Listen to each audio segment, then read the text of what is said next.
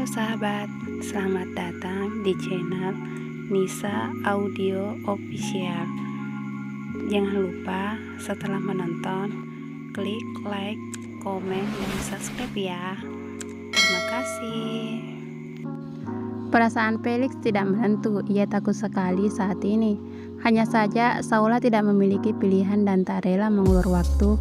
Apalagi musuh sebenarnya adalah orang yang seharusnya melindungi dirinya. Felix tahu papanya tidak bodoh dan terus memata-matai dirinya. Oleh karena itu, ia harus terus ke kantor dan meninggalkan Luna bersama orang-orang kepercayaannya. Untuk pertama kali seumur hidupnya, Felix Vincent mempercayai orang lain yang berada di sekelilingnya. Ia sadar dirinya tidak dapat melakukan semua ini seorang diri. Berbeda dengan sebelumnya, ia merasa mampu menggenggam dunia. Keangkuhan itu terpatahkan dengan sendirinya, sebab cinta sudah mengembang sempurna dan ingin dipetik dalam keadaan yang mekar dan indah. Selamat malam Tuan Muda, sapa satpam yang bertugas, dan dia adalah harapan Felix. Malam, jawab Felix sambil menatap salah satu karyawan yang tidak pernah mendapatkan balasan sapaan darinya selama ini. Saya ingin bekerja, tolong hidupkan lampu di dalam ruangan saya. Siap Tuan. Satpam menundukkan kepala dan bergerak cepat ke arah ruangan khusus di mana Felix beraktivitas. Kali ini, ia tampak melebarkan senyum dan merasa senang hati. Ketika melihat reaksi bawahannya tersebut, Felix kembali terpukul. Ia baru menyadari bahwa sikapnya selama ini salah besar. Keangkuhan itu untuk apa? Tanya Felix tanpa suara sambil memperhatikan punggung bawahannya yang bergerak cepat penuh semangat. Felix yakin setelah ini papanya akan menelpon untuk mencari tahu keberadaan putranya. Kemudian ia mengambil tindakan secepat kilat guna menyingkirkan Luna.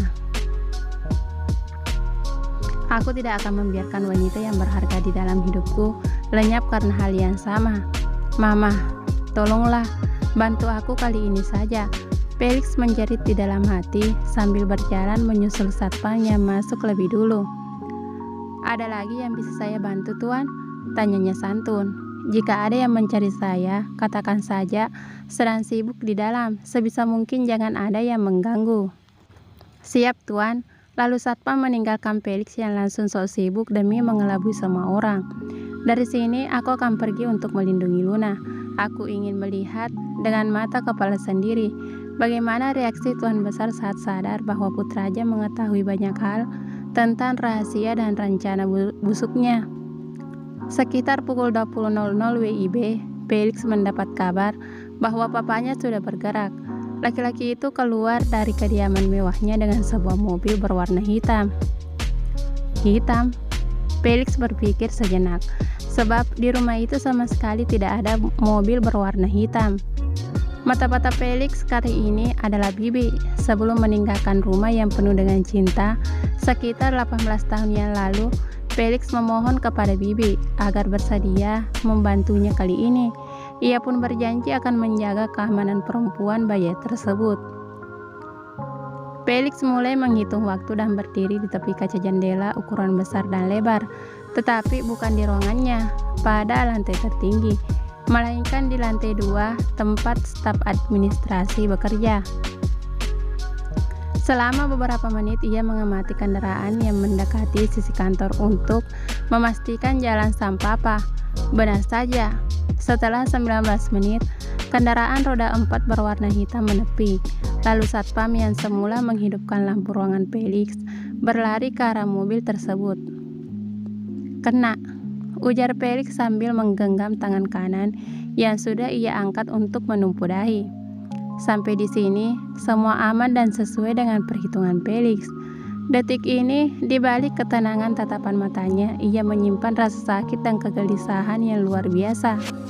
Apalagi sang papa sudah tampak mengikuti pancingan dari Felix, sehingga memperlihatkan bahwa ia memang dalang di balik kematian tragis sang mama dan penculikan serta jual beli Luna.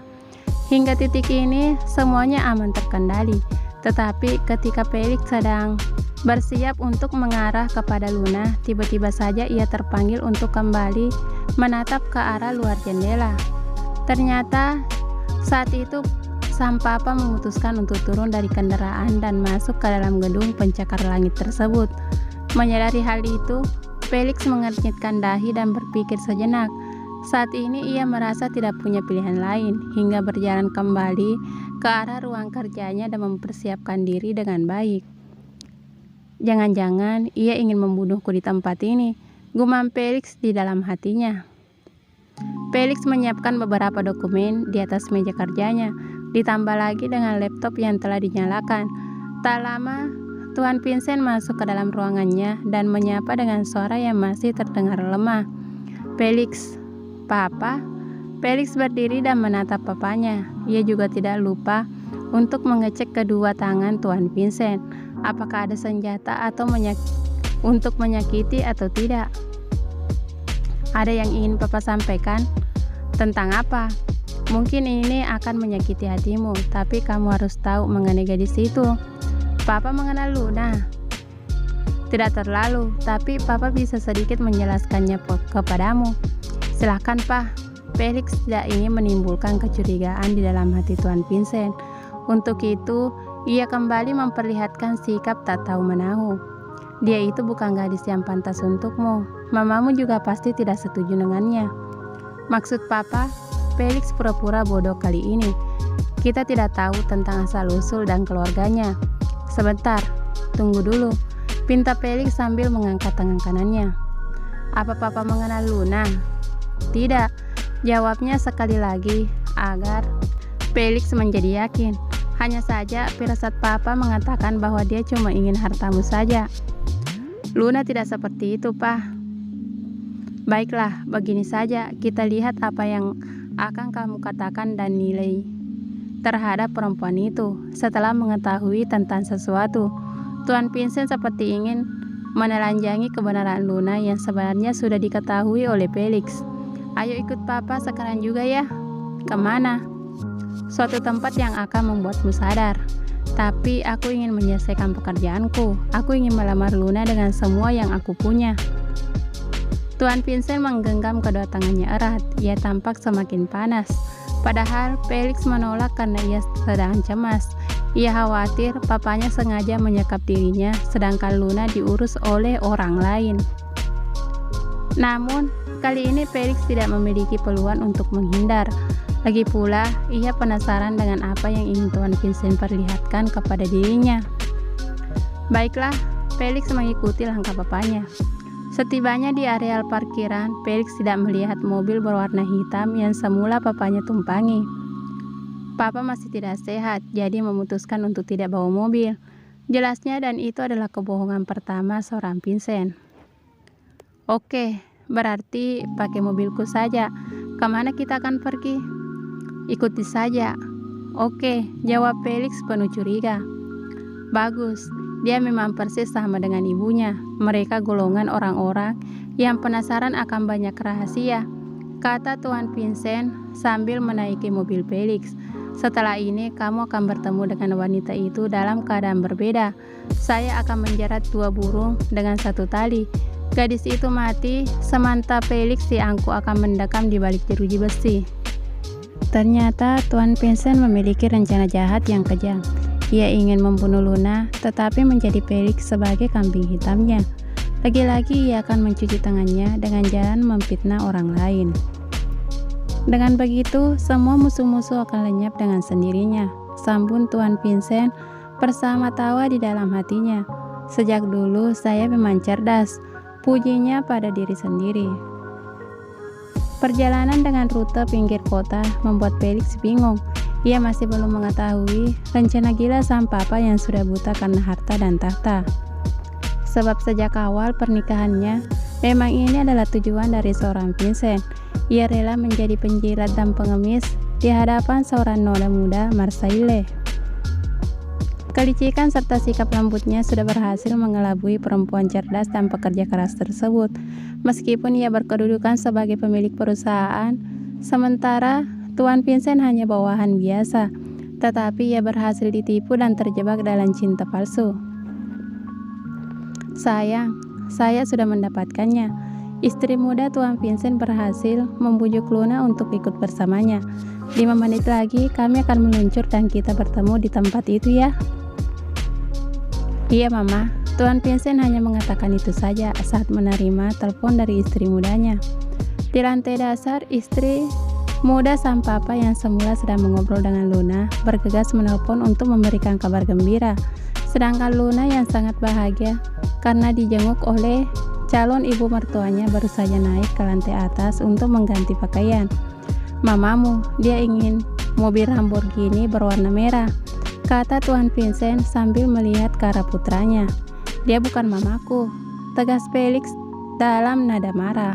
Terserah, tapi sebentar lagi kamu akan merangkak di bawah kakinya sambil memanggil istri pilihanku itu dengan sebutan mama. Tuan Vincent menarik sisi kiri bibirnya dan Felix tidak tahu. Ponsel berbunyi, ia pun segera mengangkatnya. Ya, jawab Felix sambil memperhatikan jalanan. Ular putih sedang memainkan perannya bos, kita lepas saja agar bebas untuk berburu. Ucap Dip seakan sudah menyiapkan banyak kejutan malam ini.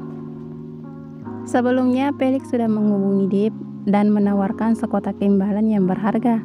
Laki-laki yang suka berburu itu langsung menerima tanpa penolakan sedikit pun. Bukan hanya karena hadiah yang ditawarkan, tetapi peperangan besar yang menyenangkan. Mereka ada 4 orang, kita punya lebih, sambungnya sambil tertawa bahagia. Oke, jawab Felix yang sudah mengetahui rencana busuk papa dan juga mama. Mama sambungnya, lalu Felix memutuskan jaringan teleponnya. Siapa? Tanya Tuan Vincent penasaran. Leo, jawab Felix berbohong.